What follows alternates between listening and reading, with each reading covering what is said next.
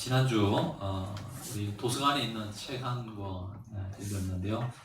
책 제목이 이렇습니다. 나는 내가 왜 살아야 하는지 몰랐습니다. 우리 어집사님께서 추천해 주셔가지고 읽었는데 어떤 내용이냐면 그 저자가 우울증을 겪었던 그런 경험자입니다. 자신의 경험을 나누는 그런 이야기였는데요. 읽으면서 우울증을 겪고 있는 그 환자들에 대한 이해가 참 깊어졌던 것 같습니다. 알게 모르게 우리 주위에 그런 일들로 힘들어하는 분들이 굉장히 많은 것 같아요. 그냥 일상적 삶을 평범하게 같이 살아가는 것 같은데 우리 현대사회에 이 병을 앓고 있는 굉장히 많은 분들이 있다는 것을 또 보게 됩니다. 그런 분들 만나면 여러분 뭐라고 권면하십니까? 뭐라고 어떻게 이야기해 주실 것 같아요? 저도 이런 마음이 사실 있었거든요. 어떤 마음이었냐면, 야, 당신만 힘듭니까? 지금 다 힘들어요. 그 정도 가지고 그렇게 죽을 것처럼 그렇게 이야기합니까? 그런 병 앓는다고 다 죽는다고 하면 이 세상에 살아날 사람이 어디 있습니까? 이런 마음이 저도 사실 있었거든요. 근데 그 우울증을 앓고 있는 사람들은요, 정말 이 손가락 하나 까딱하는 것조차 힘든 그런 삶을 살아간다고 그렇게 고백을 하고 있더라고요. 그래서 그 저자는 이렇게 말합니다. 누군가 이런 나를 이해하고 살아있는 것만으로도 대단하다는 이야기를 해준다면 이렇게까지 힘들지는 않을 텐데 라는 이야기를 하더라고요.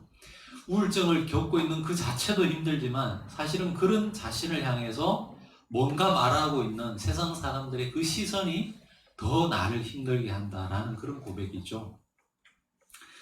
여러분, 우울증을 겪는 사람들은 그것을 겪기까지의 그 말 못할, 우리가 알지 못하는 그 삶의 사연들을 대부분 다 가지고 있는데 우리가 그것을 겪지 않으면서 너무 쉽게 그들을 판단하고 재단하지 않았나 그런 생각이 듭니다.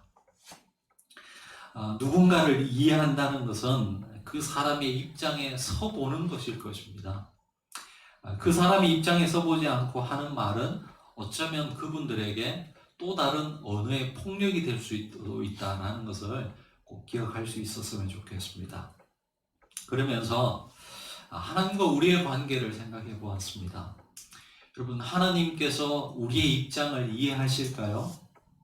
우리가 믿는 그 하나님은 우리의 어떤 고뇌, 우리의 아픔, 우리의 눈물 이런 것들을 이해하시는 분일까요?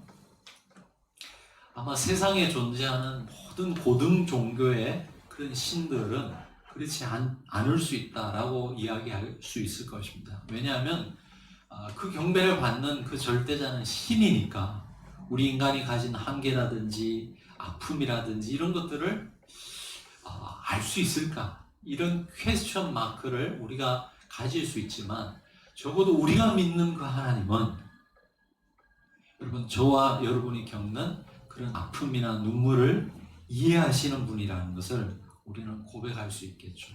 왜냐하면 그분 자신이 우리 인간의 연약한 몸을 입고 이 땅에 오셨기 때문에 그렇습니다. 오늘 말씀에도 보면 예수님의 시험 당하시는 그 이야기, 우리가 잘 아는 말씀이 나오고 있습니다. 여러분, 성자 예수님께서 어떻게 마귀의 시험을 받으실 수 있을까? 아마도 마귀의 시험 받으심을 허락하셨던 것 같아요. 마지 못해서 어쩌다 보니까 시험에 걸리는 것이 아니고 아마도 예수님께서 주체성을 가지고 마귀가 자기에게 시험하는 것들을 허락하신 것 같습니다. 어쩌면 이 시험은 예수님께서 육신의 몸을 입고 이 땅에 오셨기 때문에 받은 시험이 아닐까 생각해 볼 수 있는 것이죠. 근데 히브리서 4장 15절에 이렇게 말씀하고 있습니다. 우리에게 있는 대제사장은 우리의 연약함을 동정하지 못하실 리가 아니요 모든 일에 우리와 똑같이 시험을 받으신 이로되 죄는 없으시니라. 예수님께서도 똑같이 죄를 유혹을 받으셨다라는 것이죠. 시험을 받으셨다라는 것이죠. 그렇기에 저와 여러분이 겪는 이런 유혹의 앞에서의 인간의 연약함들을 우리 주님은 알고 계시고 또 그러기에 우리를 도와주실 수 있는 분이라는 것을 여러분 꼭 기억하실 수 있으시면 좋겠습니다. 오늘 말씀은 이렇게 시작됩니다. 4장 1절에 보시면 그때 예수께서 성령에게 이끌려 마귀에게 시험을 받으러 광야로 가사. 그때가 언제죠? 우리 요 4장 1절 앞전에 있었던 그 사건 바로 그 이후에 그때라는 것입니다. 그 전에 어떤 일이 있었습니까? 예수님께서 세례 요한에게 세례를 받으실 때 하나님의 음성이, 성부 하나님의 음성이 하늘에서부터 들리고 성령 하나님이 성자 예수 그리스도 안에 충만히 역사하시는 그런 사건이 있었습니다. 바로 그때에 광야로 이제 나가셨습니다. 왜 주님께서는 이 세례 받으신 이후에 특별히 이 성부 하나님과 성령 하나님의 이 충만한 임재를 경험하고 광야로 가셨을까요? 여러분 교회사를 보시면 주후 3세기 그리고 4세기 5세기 이때 어떤 기독교 안에 운동이 일어나냐 하면 수도원 운동이 일어납니다. 특별히 이 사막에 많은 교부들이 있었는데요. 이제 기독교가 로마에서 공인되고 예수 믿는 것이 굉장히 편해졌습니다. 그리고 더 나아가서 이제 기독교를 믿지 않으면 주어지는 불이익들이 생기기 시작했습니다.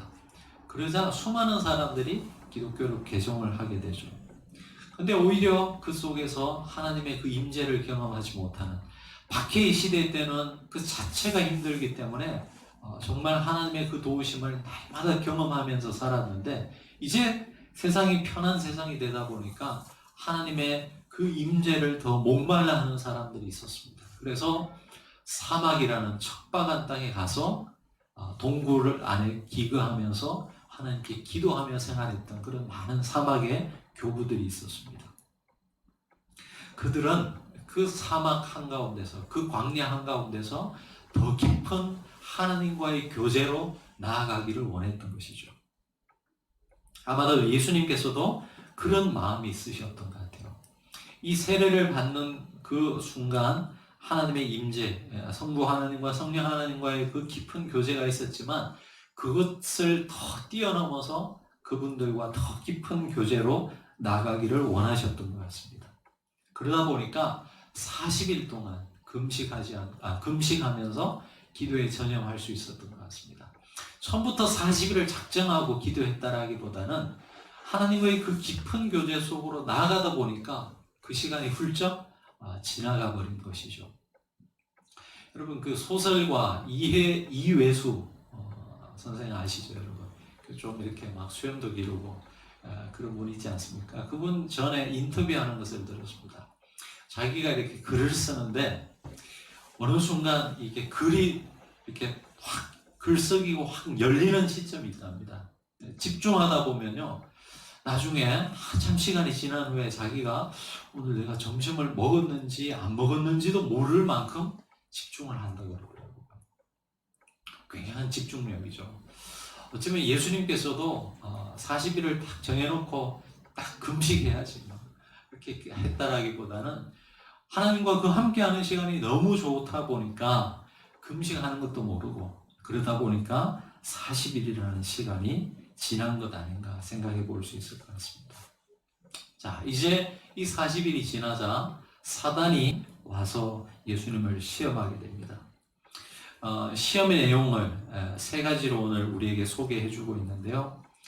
전체적으로 보면 이 예수님의 시험은 이 정체성에 관한 시험이었던 것 같습니다.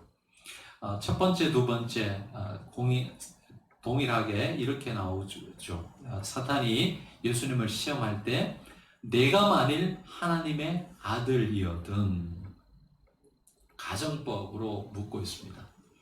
여러분, 내가 만일 하나님의 아들이거든 이 말에는 어떤 의미가 포함되어 있죠? 아닐 가능성도 있다라는 거 아니겠어요? 그 전에 벌써 예수님은 성자 예수 그리스도로 공생애를 이제 시작하려고 했습니다. 그 시점에서 네가 만일 하나님의 아들이거든 아예 처음부터 아니다라고도 말하지 않고 굉장히 비꼬면서 지금 말을 하고 있는 것을 보게 됩니다. 이미 하나님의 아들인데 뭘 증명하라는 것입니까? 여러분, 에덴 동산에서 아담을 시험할 때도 사탄이 그렇게 하지 않았습니까? 정말 먹지 말라고 하더냐? 처음부터 반대한 것이 아니고요. 처음부터 이렇게 반대편에 서 있는 것이 아니고요. 한 번 더 생각하게 하고 한 번 더 회의하게 만드는 것이 사탄의 시험의 그런 모습이었다라는 것을 우리가 볼 수 있습니다. 아예 처음부터 정반대편에 서서 반대한다면 쉽게 알아볼 수 있을 텐데 그렇지 않았다라는 것이죠. 그리고 이 사단의 시험이, 이 시점이 기가 막히지 않습니까, 여러분? 예수님께서 충분히 휴식하시고 배부르신 후에 이런 첫 번째 시험을 가지고 왔다면 그 시험거리가 아니겠죠.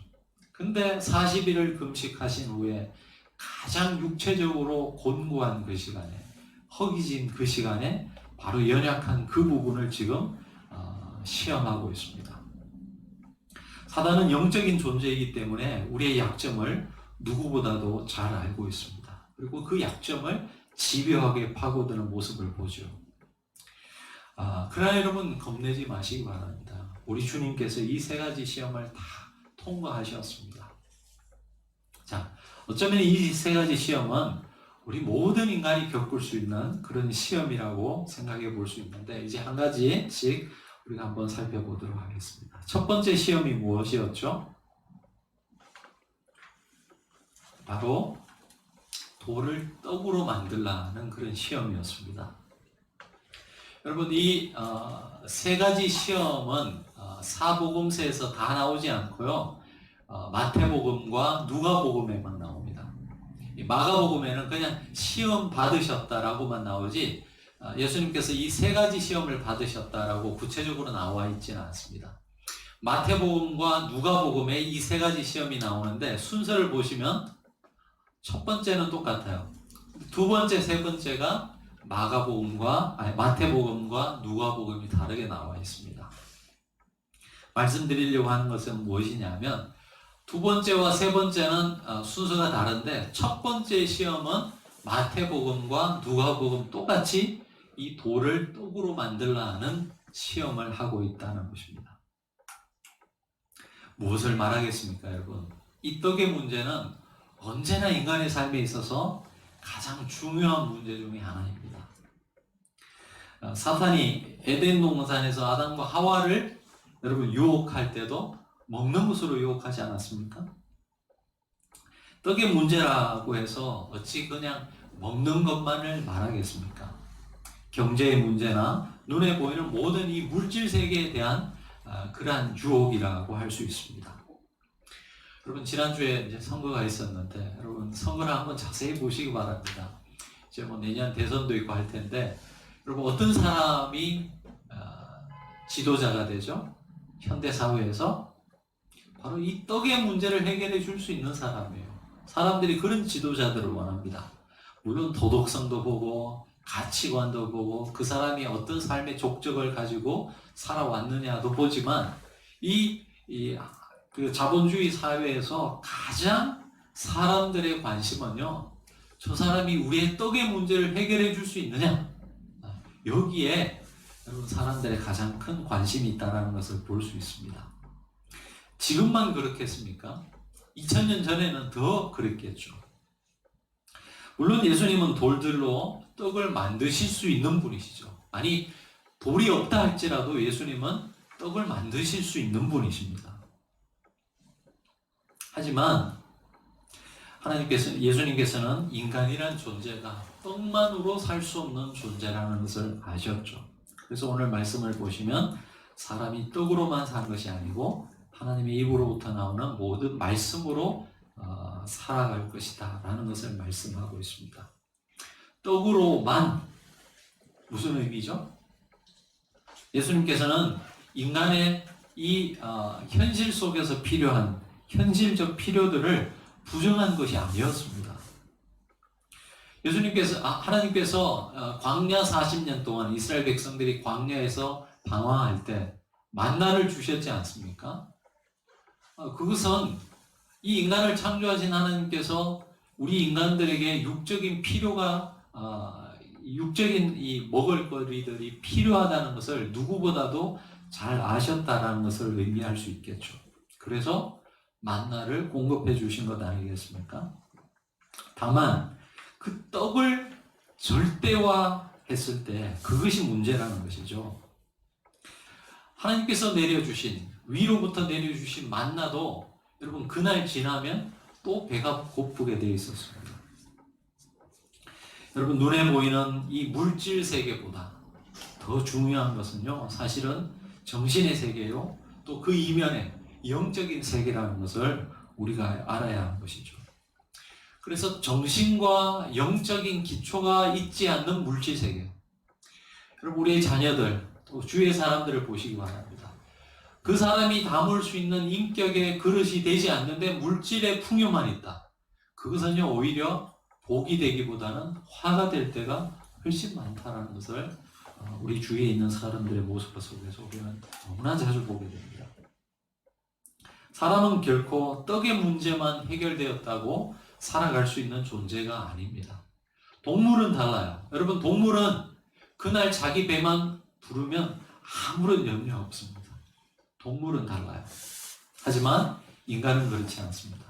왜요?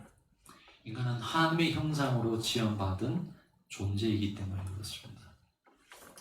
그래서 저희 교회에서 아주 자주 언급하는 이 로마서의 말씀, 하나님의 나라는 먹는 것과 마시는 것이 아니요 오직 성령 안에 있는 의와 평강과 희락이라 말씀하고 있습니다. 여러분 삶을 한번 생각해 보시기 바랍니다. 여러분의 육의 필요를 위해서 얼마만큼의 시간을 할애하고 얼마만큼의 노력을 기울이고 있으신지요. 반면에 여러분의 이 영적인 삶을 위해서는 여러분 얼마나 많은 시간과 노력을 투자하고 있습니까? 그것은 그냥 가만히 있으면 아니면 최소한 교회만 나가면 그냥 자연스럽게 다 해결되는 것입니까? 그렇지 않습니다, 여러분. 우리가 육의 필요들을 위해서 온종일 얼마나 여러분 열심히 일을 하고 머리를 짜내고 합니까? 우리의 영적 삶도 마찬가지입니다. 심은 대로 거두는 거예요. 사람이 떡으로만 사는 것이 아니고 하나님의 말씀으로 살아간다는 것. 예수님께서 우리에게 말씀하셨다. 기억하시기 바랍니다. 두 번째 시험은 사단이 예수님을 높은 성전 꼭대기에 데리고 갑니다. 그리고 거기에서 뛰어내리라고 합니다. 그러면 천사를 보내셔서 다치지 않게 하실 것이다 라고 말합니다.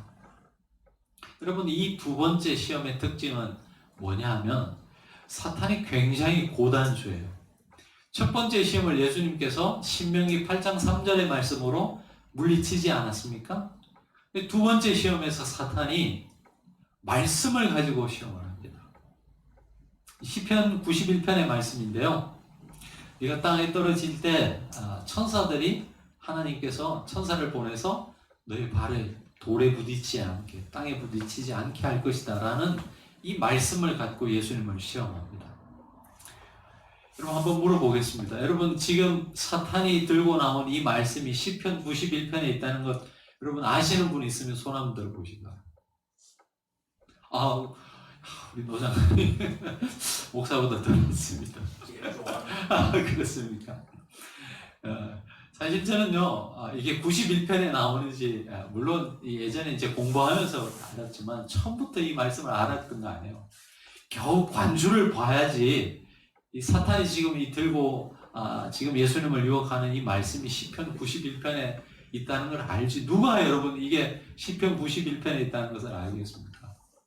뭘 말씀드리려고 하냐면 여러분 사탄은 어떤 면에서 우리보다 훨씬 똑똑해요. 성경을 더 잘 알아요. 다만 여러분 이 시편 91편의 말씀은 지금 사탄이 들고 나오는 이런 취지로 하나님께서 하신 말씀이 아닙니다.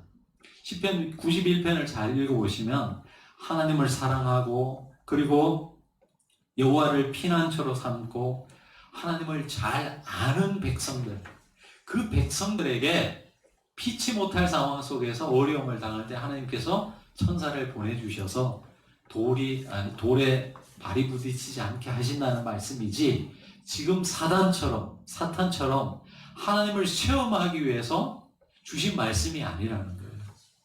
무슨 말씀이냐면, 여러분, 이 지금 인용을 하고 있지만은 이 전체 말씀의 맥락 속에서 그 말씀을 알고 그렇게 하는 것이 아니고, 사단은 자기가 필요한 말씀만을 지금 인용하고 있다는 것이죠. 여러분, 이렇게 인용하는 사람들 우리 주위에서 흔히 보지 않습니까? 특별히 여러분 이단들 보면 전체적인 맥락 속에서 그 본문 말씀이 무엇을 말하는지에 대한 관심은 별로 없고, 자신들의 교리를 위해서 필요한 말씀만 탁 잘라가지고 그렇게 사람들을 유혹하는 그런 모습들을 보지 않습니까? 지금 사탄이 그런 방법을 쓰고 있다는 것입니다. 이 시험의 본질은 무엇이겠습니까? 여러분, 예수님께서 만약 성전에서 뛰어내렸는데 천사가 그의 발을 붙드셔서 아무런 어떤 해를 받지 않으시면 사람들이 얼마나 예수님을 대단한 존재로 보겠습니까? 그리고 수많은 인기를 누리겠죠. 사람들이 인기를 누린다는 것은 힘을 가진다는 것입니다. 힘을 가지면 뭔가를 쉽게 이룰 수 있는 것이죠. 이 시험이 의미하는 바가 무엇이겠습니까? 하나님의 나라를 이루는 방법에 대한 시험입니다. 예수님께서 이 땅에 오신 이유와 목적이 바로 하나님의 나라를 전하기 위해서 아니겠습니까? 근데 사탄이 하나님의 그 나라를 이루라는 거예요. 다만 그 방법을 좀 쉽게 가라는 거죠. 꼭 십자가를 져야 하느냐, 이렇게 어떤 기적, 초월적 역사를 통해서 사람들의 마음을 얻고 쉽게 그 하나님의 나라를 이룰 수 있지 않느냐는 것이죠. 마치 이런 거예요. 여러분, 선교가 얼마나 중요합니까? 근데 사탄은 선교하지 말라 이렇게 이야기하지 않는다는 거예요. 선교하십시오. 선교해라.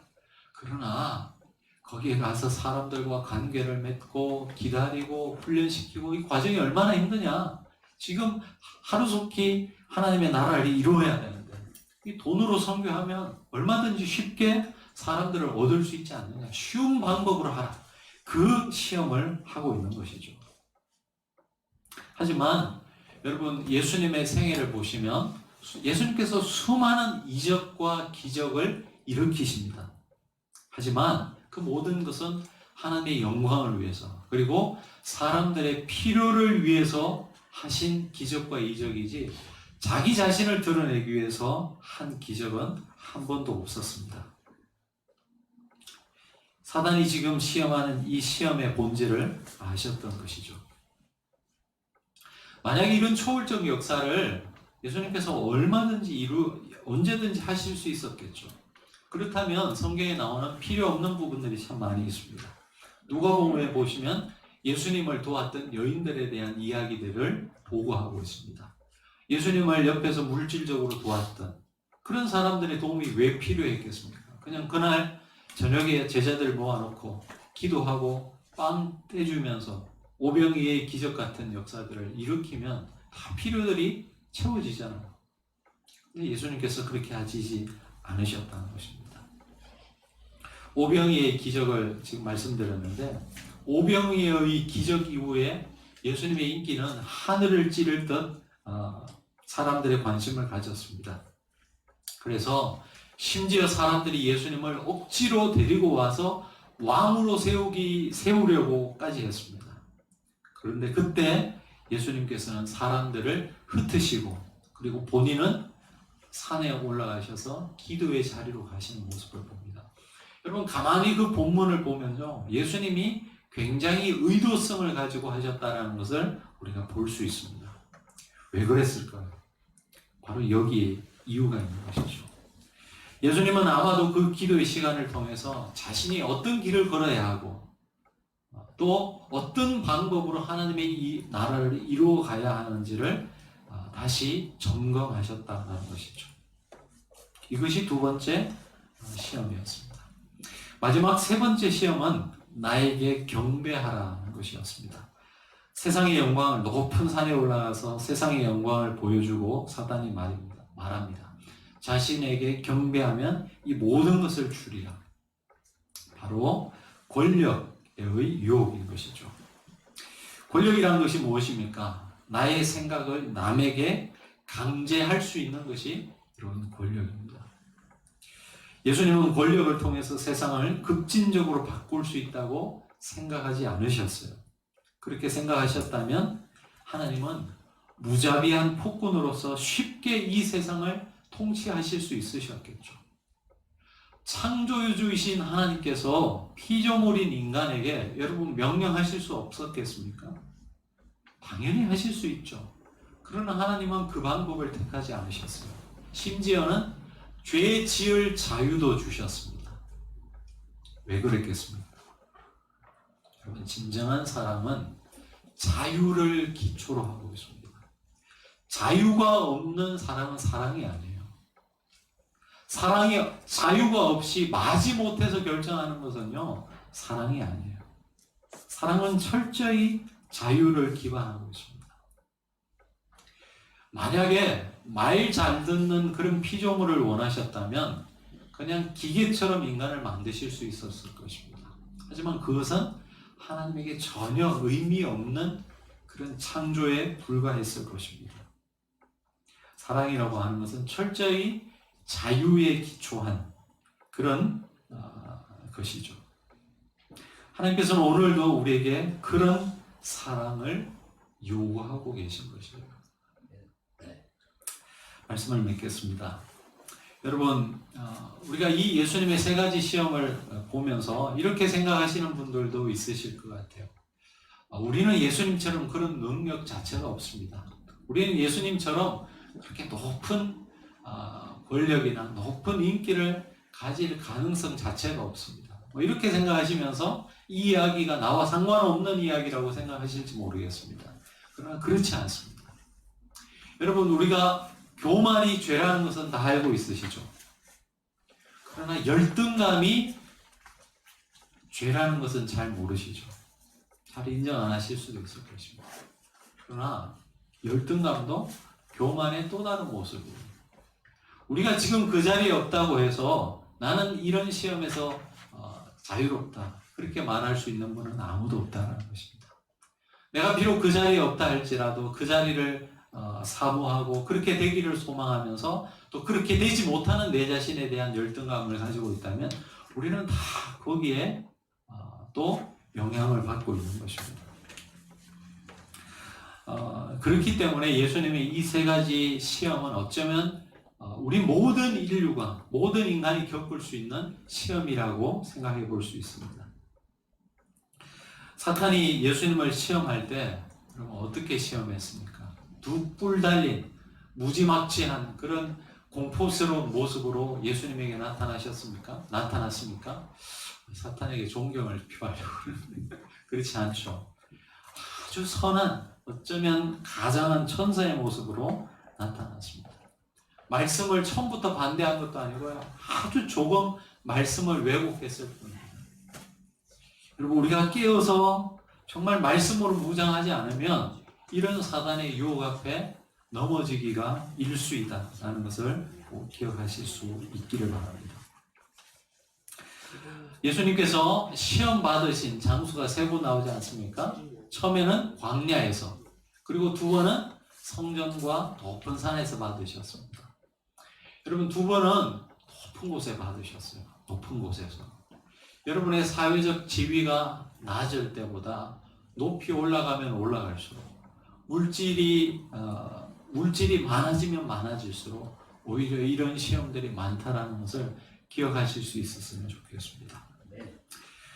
여러분, 사단은 우리를 너무나 잘 알아요. 그리고 우리의 연약한 부분을 너무나 잘 압니다. 그러나 처음 말씀드렸다시피 그렇다고 해서 걱정하지 마시고, 그렇다고 해서 주눅들지 마시기 바랍니다. 우리 주님께서 이 세 가지 시험을 다 이기셨어요. 그 주님을 믿는 사람들 또한 이러한 시험으로부터 자유할 수 있다는 것을 예수님께서 우리에게 보여주셨다는 것이죠. 시험이 온다 할지라도, 유혹이 온다 할지라도 우리는 그것을 넘어설 수 있다는 것. 그 가능성을 예수님께서 열어놓으셨다는 것을 기억하시면서 말씀으로 무장하시고 또 기도로 무장하셔서 여러분 이 거친 세상, 특별히 사단의 시험이 늘 도사리고 있는 우리의 삶 속에서도 승리하는 삶을 살아가실 수 있는 저와 여러분 다 되시기를 바랍니다. 기도하시겠습니다. 하나님 아버지, 사단은 우리가 알지 못하는 말씀도 인용하면서 우리를 유혹해오고 우리를 또 시험에 들게 합니다. 그것들을 생각하면 두려움이 있기도 하고 걱정이 앞서기도 하지만, 그러나 하나님, 이 모든 시험을 우리 주님께서 한 인간으로서 담당하셨고 또 이기셨습니다. 우리가 주님 안에 거함으로 말미암아, 또 말씀으로 무장함으로 말미암아, 기도로 무장함으로 말미암아 우리 개인에게 닥쳐오는 이런 사단의 시험과 유혹도 이기며 나아갈 수 있는 저희들의 삶이 될 수 있도록 인도해 주시옵소서. 예수님 이름으로 기도합니다.